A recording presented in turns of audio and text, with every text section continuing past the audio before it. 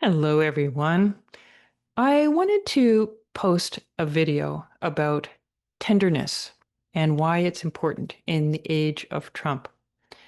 And I think that, we could probably all agree that tenderness is basically an opposite to how Trump manifests in the world.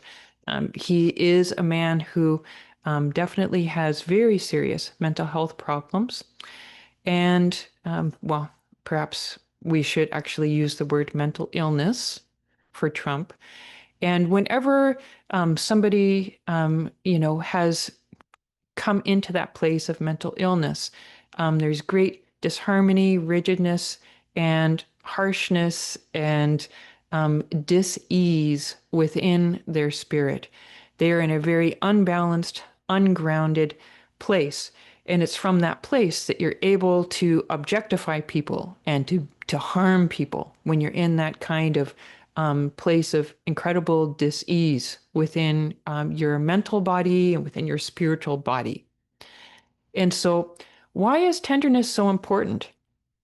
Because when we are dealing with somebody with his level of mental illness, who is in this powerful place of leadership where he has, created this circle of incredibly powerful people who are also in a very, very ungrounded, disconnected from their heart place.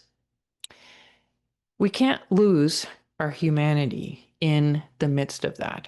Our humanity, and in this case, I'm speaking specifically of our tenderness as human beings. So if you think about it, your skin, it's soft, it's warm. Your flesh, it's soft.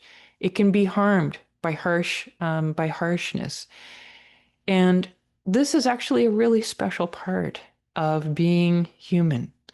And if we're getting overwhelmed by what's going on with Trump, overwhelmed and watching too much news, too many YouTube videos, that are, trying to crank up energy either for or against Trump, we can lose touch with that tenderness.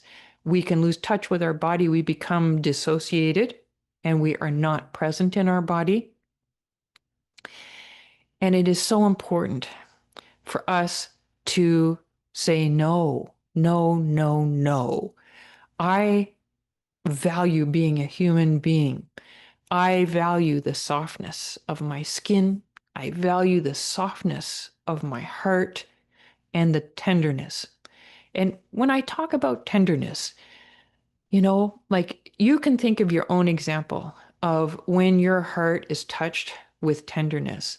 But I am thinking of like when you see a baby, when a baby is born into your family, or your beloved pet, when you're having a quiet moment with your beloved pet and they are looking into your eyes and you're looking into their eyes, and there is that exchange of tenderness.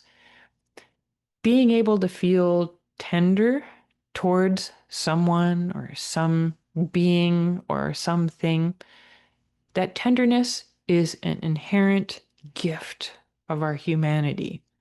And we must really ensure that we treasure it and that we protect it. So, this video is about acknowledging it and saying, oh, yeah, this is really important for me to make sure that I am protecting my tenderness as a human being because it is very valuable. And we'll talk in other videos about fearlessness, which is kind of like the flip side of the tenderness. But please, please, please don't ever lose your tender heart. Don't get lost in the momentum of the waves of anger and rage and feeling like you need to lash out. Please, please. When you see yourself edging towards that, take a step back, disengage from the media, and take some time in nature.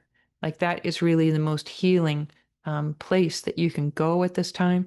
is to get out into nature.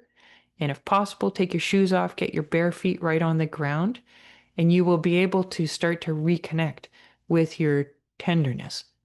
So let us just, let's, I want us to say something right now to really value and to celebrate and to honor our tenderness.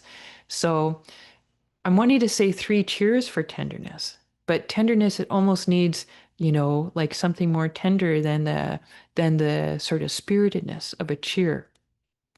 So I will now just simply vocalize for us tenderness, tenderness, tenderness.